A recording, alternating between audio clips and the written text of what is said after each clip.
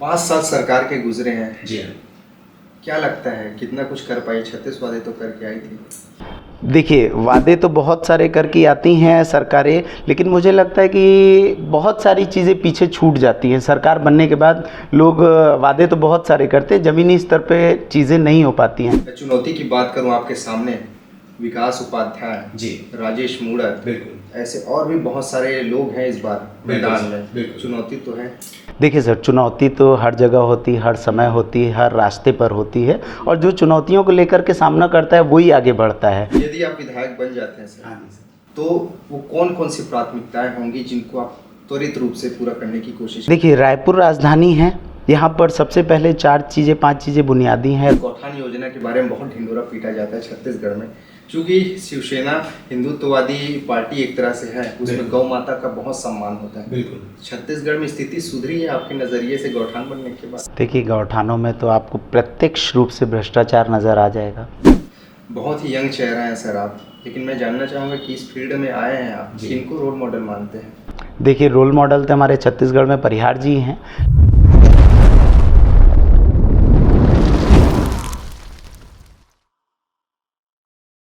नमस्कार, आप देख रहे हैं TNR न्यूज़ का खास कार्यक्रम सवाल जो आपका है। इसमें हम राजनीतिक हस्तियों को आपके सामने लाते हैं, चाहे मंत्री हो, विधायक हो, और वर्तमान में भी जो चुनाव की लहर चल रही है उसमें हम प्रत्याशियों को भी शामिल कर रहे हैं। इसी क्रम में हम रायपुर पश्चिम विधानसभा क्षेत्र में आए हैं और यहाँ पर जो इस बार शिवसेना से प्रत्याशी हैं हिमांशु शर्मा जी, उन्हीं के साथ हम मौजूद हैं। सर से बातचीत करेंगे, साथ ही साथ उनके जीवन के बारे में जानेंगे और क्या कुछ राजनीति में उनका आगे का प्लान है, इनको भी समझने की कोशिश करेंगे। सर बहुत बहुत स्वागत है आपका हमारे धन्यवाद सर। एक हमारा जो कार्यक्रम का पहला पड़ाव रहता है, पहला चरण सर, हम हर जो राजनीतिक व्यक्ति है उनके जीवन के बारे में समझना चाहते हैं, जानना चाहते हैं। शुरुआत में कैसे थे, क्यों राजनीति में आए, क्या महत्वाकांक्षा है, जरा अपने जीवन के बारे में बताइए, उसके बाद में फिर राजनीतिक चर्चा पर आगे बढ़ेंगे। देखिए, जैसे कि सभी की शुरुआत होती है एजुकेशन से, प्राथमिक शिक्षा से। उसके बाद में मैंने छत्तीसगढ़ में जॉब किया रियल एस्टेट में। वहाँ पर मैंने देखा कि छत्तीसगढ़ के अंदर अभी भी हमारे जो साथ के साथी हैं, युवा कितना पीछे है नौकरी को लेकर के, सुविधाओं को लेकर के। फिर उसके साथ ही मैं व्यापार में आया और उसके साथ ही मैंने शिवसेना में पदार्पण किया। तो आज लगभग मुझको 5 साल हो गया है। शिवसेना में मेरे को ये सीखने को मिला कि हमको ज़मीनी स्तर पे लोगों के साथ कैसे जुड़ना है, लोगों के लिए संघर्ष कैसे करना है और अपने आप को स्थापित कैसे करना है। तो इस चीज़ को लेकर के मैं शिवसेना पार्टी में आया और मुझे गर्व होता है कि हमारी पार्टी एक ऐसी पार्टी है जो आज भी छोटे छोटे मुद्दों को लेकर के जनता के बीच में हमेशा खड़ी रहती है।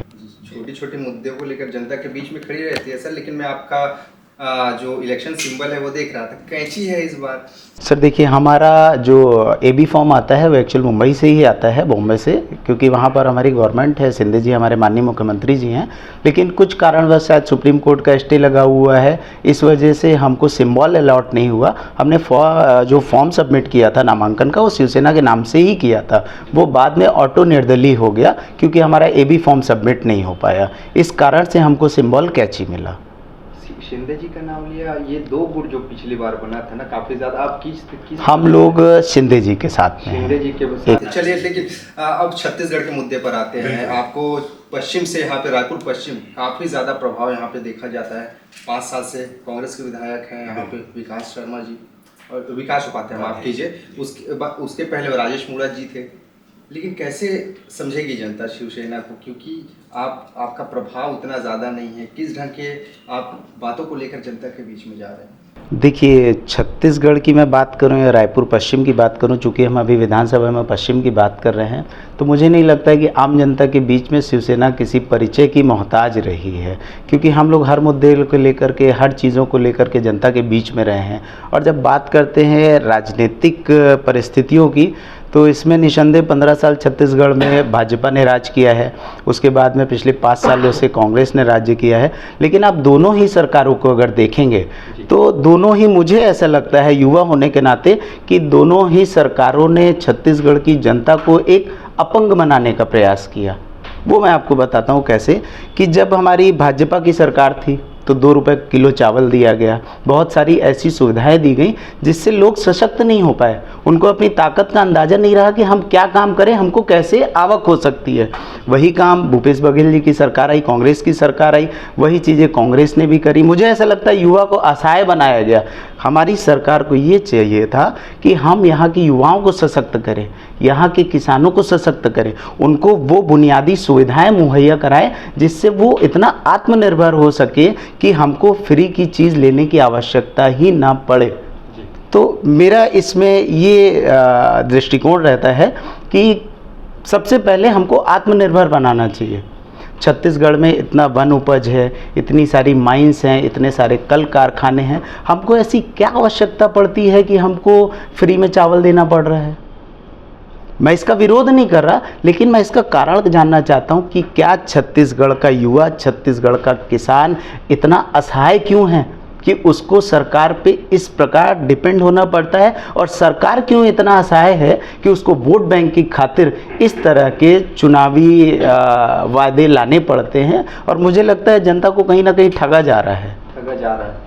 आप दोनों पार्टियों के लिए बोल रहे हैं कि कांग्रेस पार्टी? मैं दोनों पार्टियों के लिए बोल रहा हूँ। देखिए, क्योंकि भाजपा ने भी 15 साल यही किया और उसके बाद कांग्रेस ने भी आके यही किया। लेकिन मैं ये बोलना चाह रहा हूँ कि अगर भाजपा ने अच्छा काम नहीं किया, मैं मान रहा हूँ नहीं काम किया, तो फिर कांग्रेस ने उसमें सुधार क्यों नहीं किया? यही सरकार बनी थी कांग्रेस की। मैं आपको याद दिलाना चाहूँगा, बहुत प्रदर्शन हुए थे, बहुत पेपरबाजी हुई थी, बहुत न्यूज़ आई थी कि फ्लाईओवर, ये जो स्काई वॉक बन रहा है, इसकी आवश्यकता क्या है। इसके लिए हस्ताक्षर अभियान किए गए थे, ठीक है। इसको ठंडे बस्ते में क्यों डाल दिया गया? इस स्काई वॉक को बनने को लेकर रायपुर, पश्चिम, उत्तर, दक्षिण, ग्रामीण, पूरे प्रदेश के लोग परेशान होते थे जितने दिन इसका काम चला। आज उतना पैसा सरकार का जो वहाँ डंप पड़ा हुआ है, वो कहीं ना कहीं आम जनता का पैसा है जो हम टैक्स से देते हैं। अब अगर आप बोलेंगे टैक्स, तो एक आम आदमी जब सुबह उठता है, जब वो टूथब्रश पकड़ता है हाथ में, वहाँ से उसका टैक्स पे चालू हो जाता है और रात तक सोने तक टैक्स पे होता है उसका। आजकल 50% लोग दवाइयाँ खाते हैं, हर चीज़ पे टैक्स है। तो उस पैसे का आप मिसयूज़ करते हैं। जब आपकी सरकार बनती है तब आप उसका विरोध करते हैं, लेकिन जब सरकार आपकी बन जाती है, आप सत्ता में स्थापित हो जाते हैं, फिर आप उस चीज़ को क्यों छोड़ देते हैं?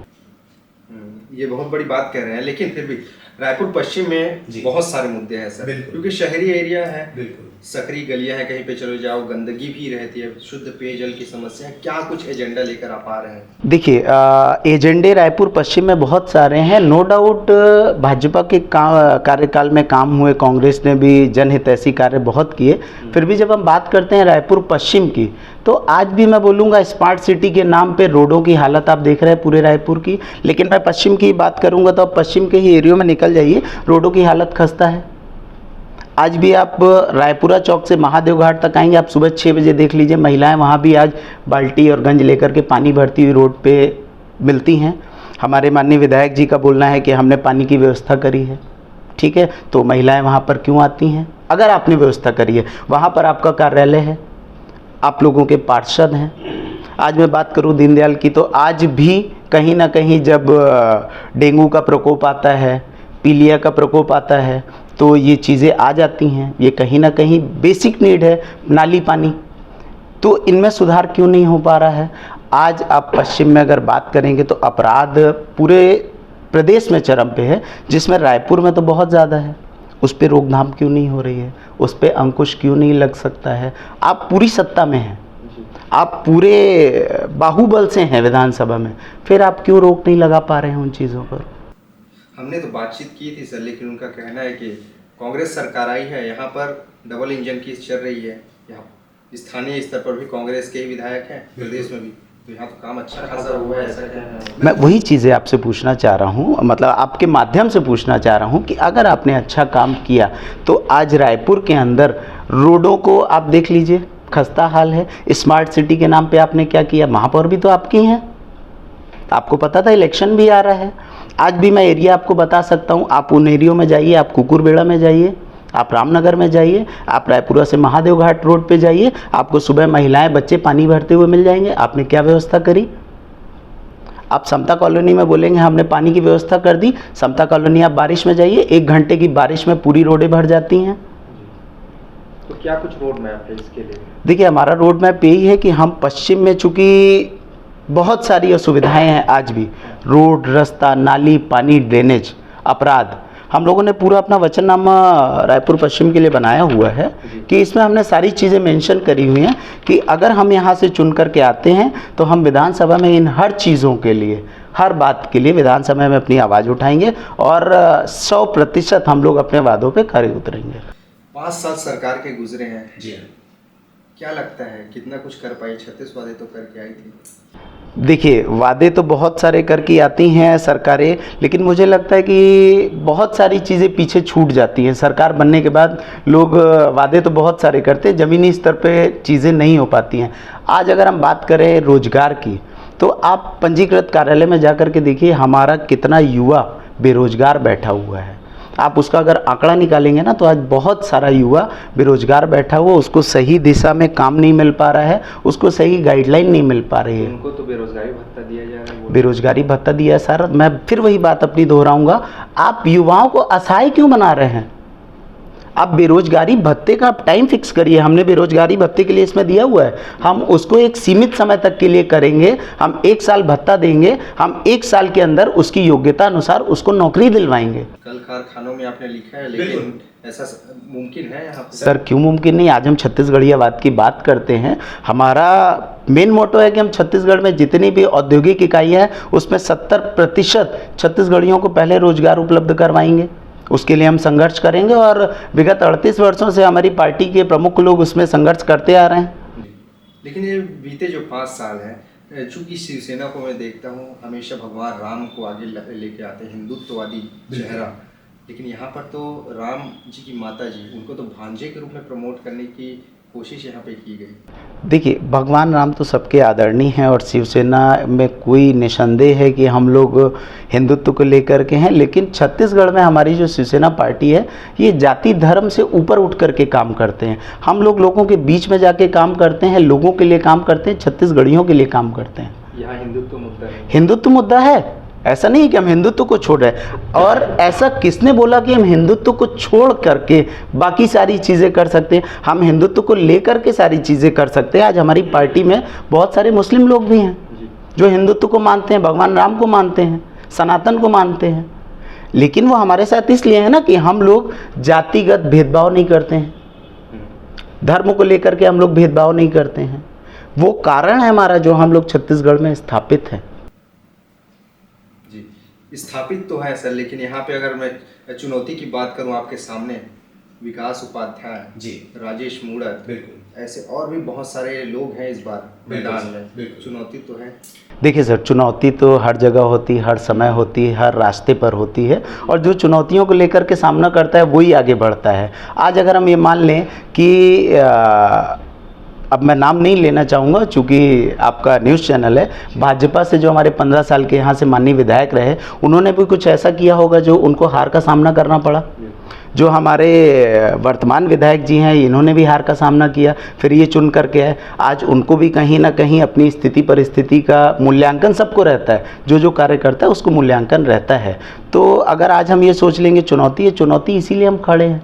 आपकी स्थिति परिस्थिति का मूल्यांकन क्या है? देखिए, हमारी स्थिति परिस्थिति का मूल्यांकन ये है कि हम जनता के बीच में हैं, जनता के लिए काम कर रहे हैं। पिछले 5 सालों में लेकर के हमने रोड, रास्ता, बिजली, हर चीज़ के लिए प्रदर्शन किया है। जनता उन चीज़ों को जानती है और बाकी जो भी जनता का निर्णय रहता है वो सर्वमान्य रहता है। जनसंपर्क में जा रहा फीडबैक कैसा है? जनसंपर्क में देखिए, जाते हैं तो लोगों का फीडबैक तो अच्छा है, क्योंकि पश्चिम में बहुत सारे ऐसे एरिया हैं जो एक समय में शिवसेना ने ही बसाए हैं। आज भी लोग आप देखेंगे तो जो सीनियर लोग हैं वो शिवसेना को आज भी समर्थन करते हैं। कुछ कारण रहा, हम लोग सेलेक्टेड हैं, इलेक्टेड नहीं हो पाए, जो मुझे ऐसा लगता है, लेकिन परिवर्तन होता है सर। परिवर्तन होता है, लेकिन परिवर्तन के पीछे जो बड़े लोग हैं, बड़े चेहरे हैं, उनका भी आना जरूरी है। यहाँ पे आपके जो राष्ट्रीय स्तर के नेता हैं, कम से कम वो तो दिखने चाहिए। देखिए, अभी हमारा जो कार्यक्रम हुआ था, हमारे राष्ट्रीय सचिव जी आए थे, लेकिन कुछ अभी आप देख रहे होंगे महाराष्ट्र में, बीड़ में कुछ परिस्थितियाँ उलटफेर चल रहा है मराठा आंदोलन को लेकर के।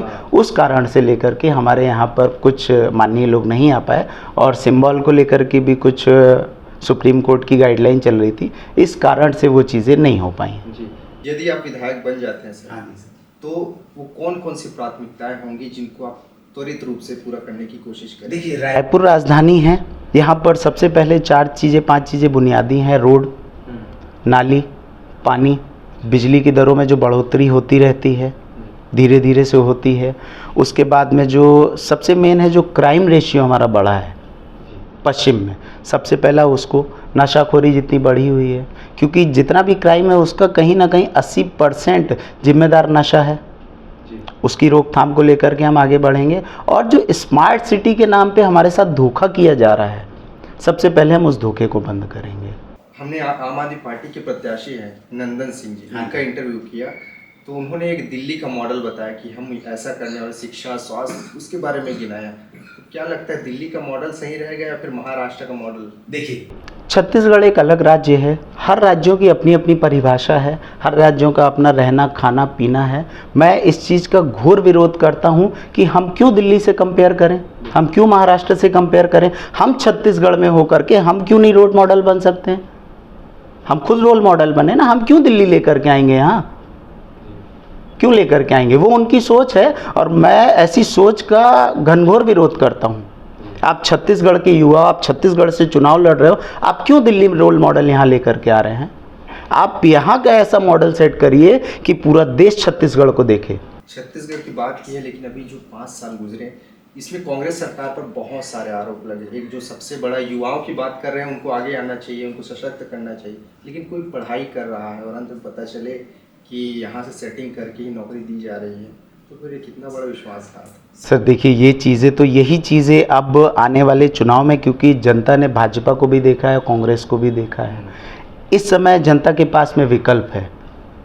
तो मैं जनता को यही बोलना चाहूँगा कि आज पढ़ी लिखी जनरेशन है, आप लोगों के माध्यम से जनता के बीच में सारी जानकारियाँ जाती हैं और लोगों को समझ है भली भांति कि क्या सही है क्या गलत है। उस चीज़ को ध्यान में रखते हुए लोग अपने मतदान का प्रयोग करें और निसंदेह मुझे लगता है कि छत्तीसगढ़ की जनता तीसरे विकल्प को जरूर चुनेगी। तीसरे विकल्प को जरूर चुनेगी। एक आखिरी सवाल सर, गौठान योजना के बारे में बहुत ढिंडोरा पीटा जाता है छत्तीसगढ़ में, क्योंकि शिवसेना हिंदुत्ववादी पार्टी एक तरह से है, उसमें गौ माता का बहुत सम्मान होता है। बिल्कुल, छत्तीसगढ़ में स्थिति सुधरी है आपके नज़रिए से गौठान बनने के? देखिए, गौठानों में तो आपको प्रत्यक्ष रूप से भ्रष्टाचार नज़र आ जाएगा कि गौठानों में गाय के लिए चारा नहीं है, शेड नहीं है, उनको रहने के लिए आप देखेंगे जैसे 10 लाख रुपए एक गौठान के लिए जो राशि आई, उसके बाद आप देखेंगे उसकी लागत मुझे नहीं लगता 1-2 लाख रुपए से ज़्यादा होगी। वो पैसा कहाँ गया? तो गौ माता को लेकर के ही अगर हम छलावा कर रहे हैं तो हम कैसे आगे बढ़ेंगे? देखने गए हैं आप गौठान? बिल्कुल, हमने पूरे प्रदेश का दौरा किया। पिछले 5 सालों में हमने लगभग 8 किसान बेरोजगार मोर्चा निकाला है, किसानों और बेरोजगारों को लेकर के। तो हमने पूरे प्रदेश का दौरा किया है। आप नगरनार बस्तर से लेकर के, देवरी से लेकर के, रायगढ़ से लेकर के, सरायपाली बसना से लेकर के पूरे प्रदेश का दौरा किया हम लोगों ने पिछले 5 सालों में, और हमने भली भांति देखा है कि गौठानों की स्थिति क्या है, गाय की स्थिति क्या है। यहाँ पर वर्तमान में अभी कुछ दिन पहले महादेव सट्टा ऐप को लेकर ईडी ने बहुत बड़ा आरोप प्रदेश के मुख्यमंत्री पर लगाया। लगता है आपको इसमें सच्चाई है? देखिए, बहुत सारे आरोप प्रत्यारोप लगते रहते हैं, लेकिन जब तक उन विषयों पे निष्पक्ष जांच नहीं हो जाए तो मुझे लगता है, क्योंकि कुछ भी बोलने से पहले वो हमारे प्रदेश के मुख्यमंत्री हैं और हमारे प्रदेश का नेतृत्व कर रहे हैं, तो मैं इस पे कोई टिप्पणी नहीं करना चाहूँगा। मैं यही चाहूँगा कि सरकार है, सुप्रीम कोर्ट है, हाई कोर्ट है, इसकी निष्पक्ष जांच हो, जो होगा वो जनता के सामने आएगा। भाजपा कह रही है कि युवाओं को बर्बाद करने की कोशिश महादेव सट्टा ऐप ने की है। देखिए, भाजपा कह रही है, ये कांग्रेस कह रही है, ये तो मैं आपसे शुरू से बोल रहा हूँ कि युवाओं को बर्बाद करने का प्रयास तो दोनों पार्टियों ने किया, चाहे आप उसको महादेव सट्टा के थ्रू करें या नशाखोरी के थ्रू करें या अपंग बना करके करें। आप अगर कुछ भी बोलते हैं तो 3 उंगलियां आपके ऊपर भी उठती हैं।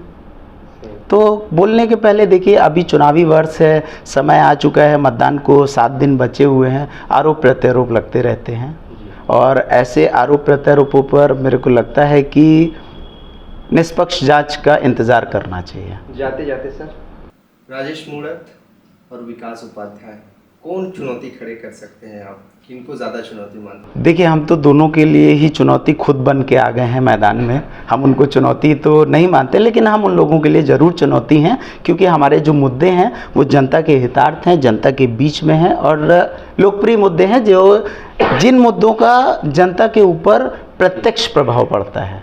जी, बहुत ही यंग चेहरा है सर आप, लेकिन मैं जानना चाहूँगा कि इस फील्ड में आए हैं आप, किनको रोल मॉडल मानते हैं? देखिए, रोल मॉडल तो हमारे छत्तीसगढ़ में परिहार जी हैं, लेकिन जैसा कि मैंने देखा है कि छत्तीसगढ़ में जो युवाओं की स्थिति है, उस चीज़ को लेकर के काफ़ी दुखद लगता है कि हमेशा झूठे वादे। और मैं सरकार किसी की भी आए, मैं यही चाहता हूँ कि युवाओं को आप अपंग नहीं बनाएं। यही युवा आपके राज्य का भविष्य है। आप इनको सशक्त बनाएं, राज्य सशक्त बनेगा। जी, जाते जाते आपके क्षेत्र की जनता को हमारे माध्यम से कुछ संदेश देना चाहें सर? रायपुर पश्चिम की जनता से मैं अनुरोध करना चाहूँगा कि आप जनता है, जनार्दन हैं, आप देखें, आपने भाजपा को भी देखा, आपने कांग्रेस को भी देखा, बाकी पार्टियों को भी दे रहे हैं। आप अपने मतदान का सोच समझ के यूज़ करें। छत्तीसगढ़ शिवसेना से प्रत्याशी होने के नाते, चूँकि मैं अब समर्थित प्रत्याशी हूँ, क्योंकि हमको सिंबल अलॉट नहीं हो पाया, तो हमारा जो चुनाव चिन्ह है वो कैंची है। मैं आपसे यही बोलना चाहूँगा कि आप देखिए, आपके बीच में कितने लोग आते हैं आपकी जो समस्याओं को लेकर के। मैं ये नहीं बोलता हूँ कि कोई विधायक है आपके घर में खुशी में गमी में आकर के खड़ा हो गया, वो महत्व तो नहीं रखता है, लेकिन आपके उस सुख दुख के बाद में आपके ऊपर जो पीड़ा आती है, उसमें वो प्रतिनिधि आपके साथ कितना खड़ा होता है। आप उस प्रतिनिधि को चुनिए और ये सोच करके आप अपना मतदान करिए। हर हर महादेव, जय छत्तीसगढ़। बहुत बहुत धन्यवाद सर।